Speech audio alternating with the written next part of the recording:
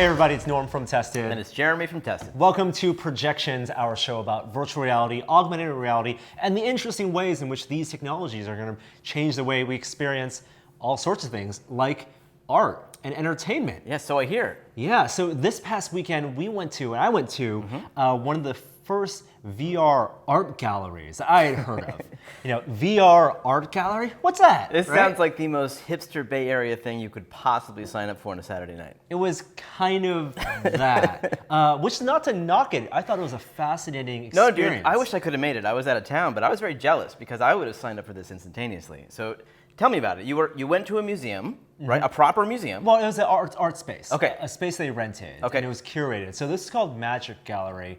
And the idea was that a fan of VR decided to bring a bunch of artists who had been working, they'd been following on Instagram and social media, and who had been sharing their works in the VR art tools. There are quite a few VR art tools out there, many of which we've talked about. Oculus Medium, Tilt Brush, Quill, all that stuff is now being used by artists, professional artists who had either been working in digital media or physical media to experiment in VR. Now, I think about most of those artists as working for the industry somewhere. Maybe they're working for Oculus, or maybe they're working for games.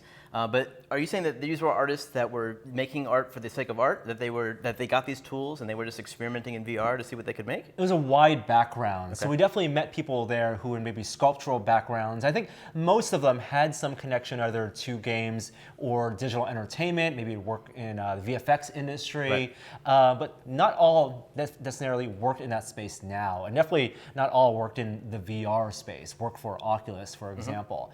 But the way it was set up was really interesting. So when you think of an art exhibition, right, a collection of artists, maybe there's a theme, you would often bring a dozen artists into a room and each commission one work, and you'd show it on the wall. Right? Or if it's a sculpture, you'd show it in an area and let people walk around it. And it's a communal thing, right? Because I might go with some friends, I might meet other people, but we're all admiring the art at the same time, maybe talking about it. And having a discussion about it, right? And so how do you adapt that for an art gallery space for VR? Well, I think they tried to make it very much like that experience, where it was about a dozen kiosks set up, and Oculus was a sponsor of this event. So you had computers on pedestals with Oculus headsets, and anyone could walk, and benches, and people could walk up, put on a headset, and explore a painting that was done with tilt brush, explore a sculpture that was sculpted in medium. Right, but one at a time, right? One at a time. That's the interesting aspect. I mean, that's unlike other art galleries. Right. Because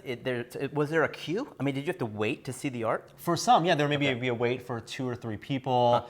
You definitely wanted to go around and do a lap and experience it. But just on paper, the idea of admiring someone else's work that they did in VR or digitally, you could do this in your home, right? All of these tools have galleries that you could download someone's medium sketch or someone's tilt brush sketch and use it in the comfort of your own VR rig. I suppose for the time that you're in the VR headset, it would be the same thing. Yes. Right? But it's that time period before and after that sets us apart. Because once you took the headset off, I assume you could talk to the artists? The artists were all there, and you could actually talk to them about their work. I think the difference also is they took the controls away from you. Oh, so non-interactive? Not interactive at all. Nobody? Nothing, yeah. Wow. You actually, in some instances, could see floating Oculus Touch controllers just in the corner. Right. So it was curated not only in the sense of the works that were being showed, but how they were being shown. And if it was a sculpture, it would be a sculpture that was in the middle of a virtual space, and you were allowed to walk around it. Paintings-wise, because you could play with scale, you could have a painting that encompassed you. So you could have a 360 painting experience and walk into a space and turn around. Or you could walk around a 3D painting scaled smaller. So the artists wanted to present their work at the scale that they had designed it for. And it was wide-ranging. Some stuff looked more polished than others. Some was more, definitely you could tell what type of tool they used to make it. Some was very concept art-like. There was one that was very Tron-inspired that I really loved, that you walked in and it was just as if you'd flipped open a concept art book and it was really a sketch. And then there was also 2D art that was designed in VR, which I thought was interesting.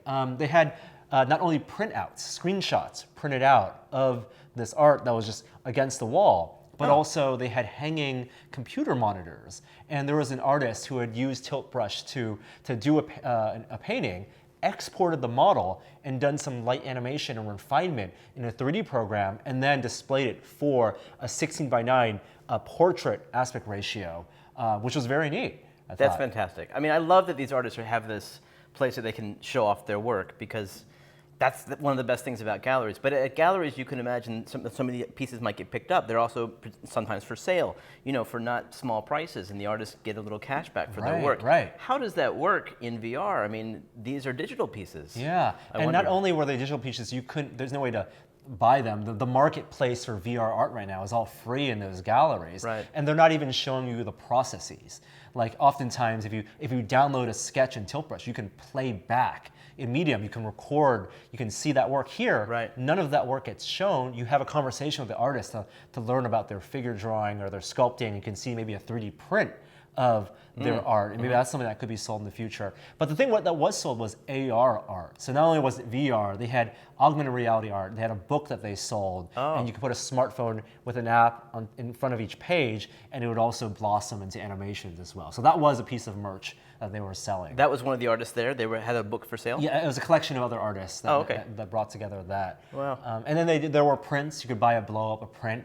But I don't know if there's really a demand for that right now, unless, I guess, if you get a really prestigious traditional artist who'd worked in other forms of media to work in VR. Like, what does it mean to have a Damien Hirst in VR? Like, we don't know what that means, but the first step to that is having a gallery space. That's right. You have to have that experience. But even if you were to purchase that, it would be a personal experience even at home. Like, it's not something you can hang on your wall and share with other people. It's a very personal experience. But that's not necessarily a bad thing for the experience. It's just maybe that's not something that people are accustomed to yet. You see art collectors buy random things that you have no maybe tangible value, but they're owning the experience. If an artist spent months on a VR sculpture and said, "This is the one file I have. I'm not going to distribute it." Who the highest bidder is the one who gets to see and own this piece. I mean, you see that with music albums and being sold. Just the one pressing. This could be a version of that. Another interesting thing we met is that there's a new art program that I hadn't been exposed to called MasterpieceVR. All right, you were telling me about this. Yes, and it's very much like Medium and Tilt Brush, but it has both the volumetric sculpting tools as well as the painting tools. So it's a combination of those two. It's a program that's available for free right now in Steam Store, but they're going to be releasing a pro version sometime in June. But one of the big selling aspect to me is multiplayer collaborative sculpting, something we had been asking for a long time. That's interesting. Yeah, so I jumped into a conversation with their CEO to talk about the features of MasterpieceVR, so let's take a look at that. Hey everybody, so this is John, who's CEO of MasterpieceVR, and at this art gallery space, we were pulled to it because it is a new VR art tool that you guys are building that has a feature we haven't seen before. It's a collaborative art tool. Can you talk about its feature and what its functionality has? Absolutely. So right now, artists want to work together and they want to teach others, but it's really hard to do that. In traditional types of modeling, you have these big files, you have to send them around, and in VR, it's even more isolating. So how does one artist teach another one inside of this new medium? Well, this is where you really need that kind of collaborative element. So within this, right now, 6 people can enter that same space at the same time with up to 20 spectators. They can watch and work together, either work on the same piece or teach someone else how to do it. Right, because currently with a lot of the VR sculpting and painting tools, you can record, there's playback. You can Twitch live stream your painting sessions, your art sessions, but that's very similar to a 2D medium if you're sculpting in ZBrush, for example. With up to 26 people, 20 people can just watch. That's the spectating part, I get that. They have to have VR headsets, they're getting the same data, but the collaborative sculpting tools, that's tricky because there's a lot of data management to go back and forth to sync everything together. How does that work? So that's where the complicated part comes. If we're just doing, we have both sculpting and ribbon type stuff. The ribbon types is easy to send over, but the sculpting is really complicated and needs a lot of math. So that's kind of where our secret sauce comes in, and where we'll be able to synchronize those and keep them locked together. these entire meshes that you're sending across, or I mean, with tools like Oculus Medium, if you look at the mesh, the polygons, it's actually a lot of post-processing effects to make it look as smooth as it is. I'm assuming it's very game engine similar software that you're using, right? So we have components of that. So we start out with that, but when you're dealing with the actual high polygons and the meshes and we have a type of voxel type thing underneath that. Those game engines can't support those kinds of meshes. So we have to take all of that out and do that on the GPU. And then the trick is to have it all from the GPU, CPU, and across the networks to have everything synced together. And so that's one of the things we separate. And in addition to that data, the sculptural data, there's also communication, VoIP that's built in, Yes. And also avatar information, because you're also sending what the other person looks like with their headset and their controllers. Absolutely. So what's the point in having collaboration if you can't also speak to the person, right? So you can speak, collaborate, you can see the model. We'll be updating the avatars to make it more representative, but it does also show you which platform you're working on. So we're cross-platform. You can be on a Vive, and I can be on an Oculus, and you'll see that within it. You can sculpt together and work. So imagine like you and you're sculpting, and we start with a form. I can sculpt at one scale, and if we're in a shared virtual space and you teleport to me and you see the object and start sculpting on it, is that at the same scale? What happens if I want to scale up? Does it then that sculpture scale up for you, or does my character scale down in your vision? Yeah. So it really depends on what you want. So originally we had it so that it was independent, but then people felt that they wanted to feel like they're working together. So then we synchronize the two. So if I change one, it changes one together, and that makes it more feel like you're working together. Now there are other times when the artists just want to work together but not interfere with it, and we do have a setting where you can do your own thing and it doesn't mess with the other person. And then those objects can potentially merge, or are they just in a shared virtual space? They're the exact same object, but what ends up happening is you can move it and it doesn't move on your side. Got it. So it's really your choice. You can have it synchronized together or individually.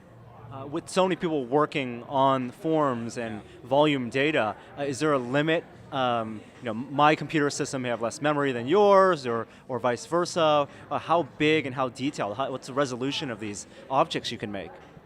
They're very detailed, and the computer does matter. So we support entry-level VR, but if you've got a high-end graphics card, you can up the resolution and go even farther. But if you're working as a team, the same kinds of things in real life, you still have to think about your other person. So, if you're upping the resolution, you're working on a higher one, you still have to think about them, so you don't want the experience to be broken for them as well, right? If I had made it super high, and then you have a maybe not as performant machine, and then it would be choppy on your side, right? So if instead, it synchronizes the frames, and you kind of work on a team to get it so it's a good experience. And that's refreshed as fast as your computer refresh rate is. Is it 30 hertz, 60 hertz in terms of the data being sent? So we're constantly, every single command is sent right away. And everything's being rendered at 90 frames a second for both eyes. And all that data, as soon as it happens, gets sent right away. Now, so what can you do with this information, and can you bring more information into it? Can you import models? Can you export models? These objects, I assume, live beyond just that virtual space. Absolutely.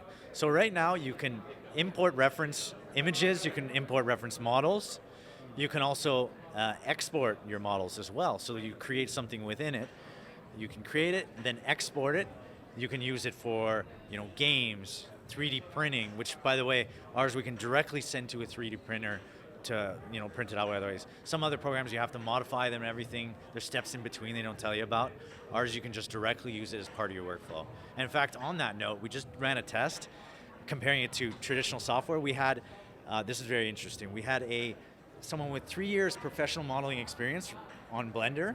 It took them 105 minutes to make the model. We had an unexperienced artist, an artist who had never done a 3D model, be able to do the same thing in 15 minutes. That's 7 times faster than traditional type. VR absolutely is very intuitive, and having just your hands, tools you know how to use naturally is such a powerful thing. So when is MasterpieceVR coming out? You have a version of it already available, right? We have a free version right now, but it's very locked down. It doesn't have nearly as many features as this. Our main launch of our Pro version is coming late June, early July. Awesome. And it's going to be cross-platform. Awesome. Thank you so much. It's very great to meet you. My pleasure. Thank you.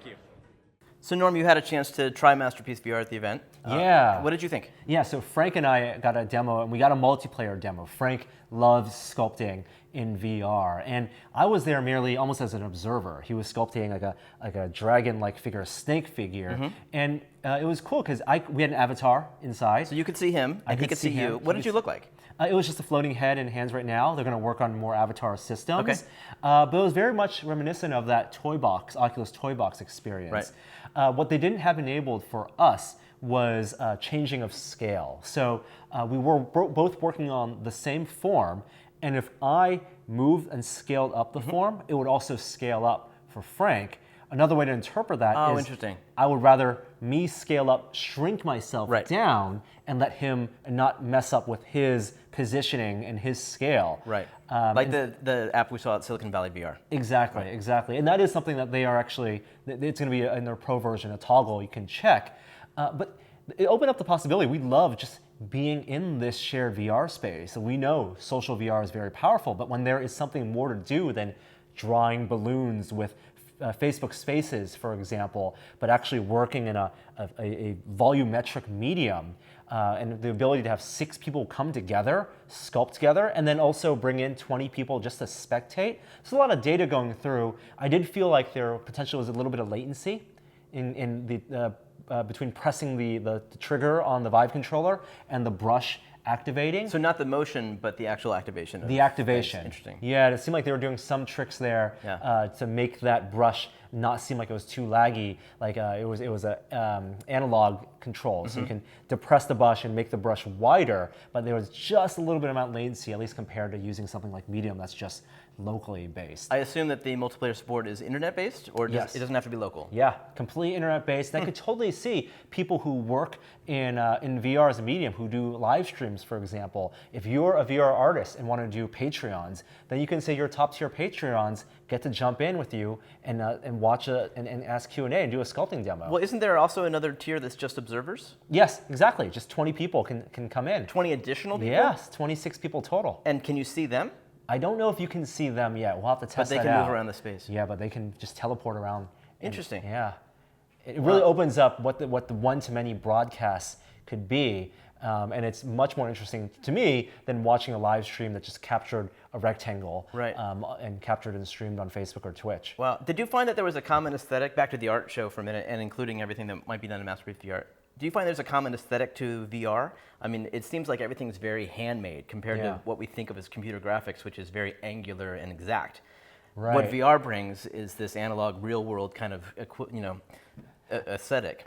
I think as of right now, the art pieces are very reflective of the tools, which is same for all art, right? Like, stone carving is going to look like stone carving, and and paintbrushing, if you're using small brushes or big brushes, it's going to look like not only the tools but the canvas you're working in. So it was very clear that these pieces, but there are within those tools themselves. When you look at difference between one medium sketch and another medium sketch, you definitely start to see styles. Some people love to sculpt big characters. Some people love to sculpt big environments that you're in. And when you're watching it as a viewer, it doesn't matter. It's all a lot of work put in there. And then there's going to be sound added in, effects added in later. So you definitely see an emergence of style. But yeah, it looks like VR art as we know it today. Well, and that's evolved. I mean, we've gone from Lost, Henry, Dear Angelica, very different aesthetics. It's interesting how the tool set affects that. I can't wait to see what comes next, and I hope that with the dissolution of Oculus Studios, that art in VR still has a bright future. Yeah, and I hope it's not just this one art gallery concept that's going to happen. I think we should see more of these. I think their next plan is to bring it to New York.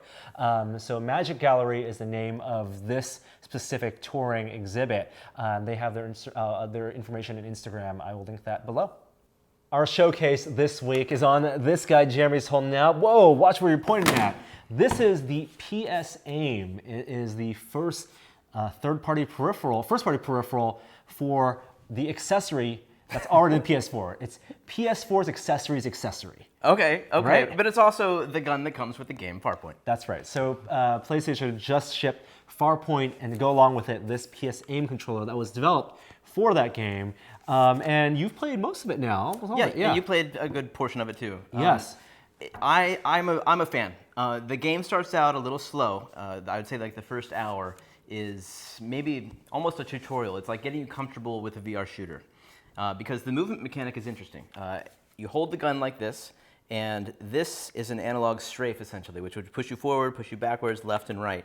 And then to turn, I think by default it's actually off. It is. And then, but if you turn the mode on, you can use this rear analog to actually snap turn or smooth turn, depending on whatever you're comfortable with. Which allows you to do things like circle strafe. It's almost like playing Quake back in the day because you're using Yes. two hands and you can strafe and turn at the same time. What's interesting about the movement is that it's actually relative to which direction your gun is aiming. Yeah, so you could play with just one hand, point the gun, That's true. and move forward, So- and you'd move left or right. That's right. So if I press forward on the stick, I move in whatever direction the gun is pointing. But you can change that by moving the stick. So if I aim over here and I go that way, then I'll actually go forward relative to my body. So it's a matter of mastering that. And that didn't come naturally. So maybe that first hour is actually useful for that reason. But I found after mastering that after the first hour, it was comfortable. Oh, I did too. Yeah, like it wasn't, I was really worried about Farpoint and the PS Aim because they're trying to make a linear first-person shooter in VR when it hasn't really been done successfully on the PC side. You know, all the rules on PSVR have you either teleport or have you jump to nodes. Or stay still. Or stay still. And here, they're encouraging you not only to physically move within the view of the camera and strafe physically and duck, but also use one controller to move in laterally and turn. It's a bold move by Sony, but it doesn't surprise me because they actually, ever since they announced PSVR and gave the first demos, they have clearly not been afraid of pushing the boundaries of motion sickness. And to be honest, I'm prone to motion sickness, and this game does not make me that. So I think that they got a few things right. The tracking is still an issue for me with PSVR, and I gotta say, and I think that's because I'm spoiled by the PC. I don't think people who only deal with PSVR are going to notice this as much, but the weapon was maybe an inch off of in the VR spaces where it was in the real world. And my headset was just ever so slightly wobbly, you know, it was kind of like that, but it didn't make me sick.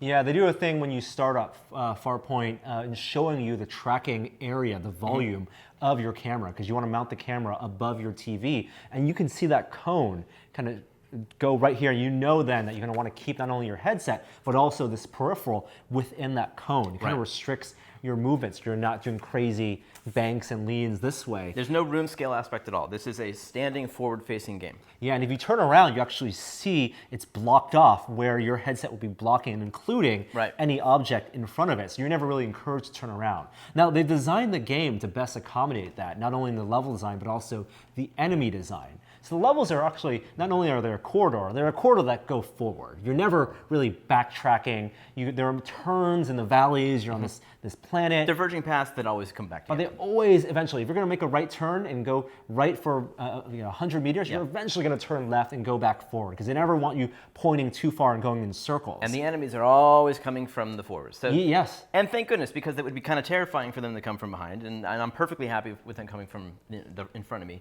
And when they do go past you, they scurry back. Scurry back up in front of you, which is wonderful because that's a wonderful time to shoot them down. And most of the intro to the game, the first hour, it's just spiders. It's these gigantic spiders and sometimes even bigger spiders, but they're relatively slow moving and it's a nice introduction. Once you get past that first hour though, the game becomes much more difficult in a good way and a lot more challenging because of the variety of enemies that you encounter. And the variety of weapons you have access to. This is right. So you can carry 2 weapons at a time.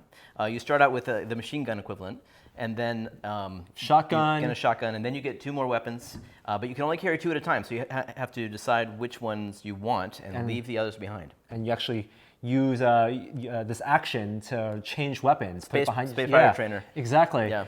What I liked about this peripheral is that it is a two-handed peripheral, and it was much more immersive to me as a shooter. Holding this down, you can see a virtual holographic sight, for example, and you can hold the virtual gun up and zoom in down iron sights on this, having the ergonomics. I think anyone who's played Onward and made on the PC side and made a PVC rifle that they've Right. attached This is their what they're Vive, going for. this is exactly what you're going for. But this is interactive in ways that the PVC isn't. Exactly, because it's smart, because you actually have the buttons there, you have haptic feedback, vibrations. It's not good enough that it has, for example, a stock. So you're never going to push it against Right. you and snipe down. But I don't think the tracking would be precise enough to make that useful anyway. And one thing I wish they did do that I don't think they do is that they don't let you do any melee attacks. Like, would it be would cool. be easy for them to track a quick move.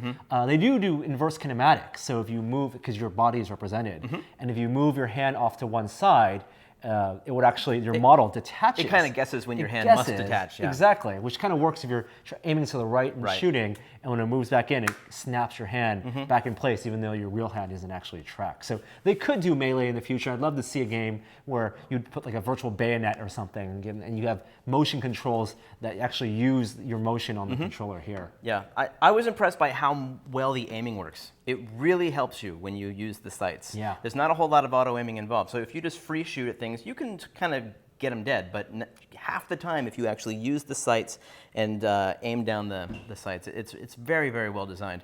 I'm not entirely convinced that this is a necessity for a great game experience. I do think that this matches the gun in this game perfectly, but I've also had equally good experiences with two-handed weapons, you know, that you would use in any kind of traditional VR tracked controller, system, where maybe there's a shield in this hand and a gun in this hand, or two guns, the stuff we've done in Rec Room or Yeah. Space Pirate Trainer, which are equally compelling, and they just augment the natural hand controllers. Yeah, I think Farpoint as a game, it's satisfying, but it's not a killer app for this yet, this controller. And my hope is that Sony gives developers enough assets and guidance so they can make games that best support this controller. For example, Arizona Sunshine coming out for PSVR, will the gun models in that game match this controller?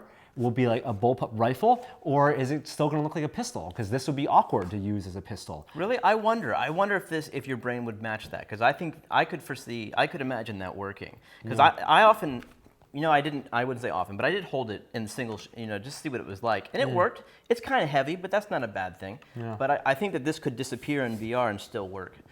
It is a good peripheral. I think I'm worried that there's not going to be a ton of games that support it, because it's not something that's shipped with the actual console, and that's always a problem for peripherals. But I hope so. I do hope that there are more applications for this. Yeah, developers out there would love to see a Contra-style game, multiplayer. Farpoint has multiplayer, but social multiplayer, rail shooter. Embrace the rail shooter. It works totally well using PSVR. I'd love to see that come in the future. Yeah. Overall, Farpoint's definitely a good game. If you have PSVR, I'm going to say it's a definite buy. Yeah, I think it's $80 for the game plus the accessory, and it's out now. So that does it for this week on Projections. Give you a bit of a teaser. We have a lot of cool stuff coming out. We've been able to see some great AR, some location-based demos. So subscribe to our channel, like this video, and Jeremy and I will see you next time.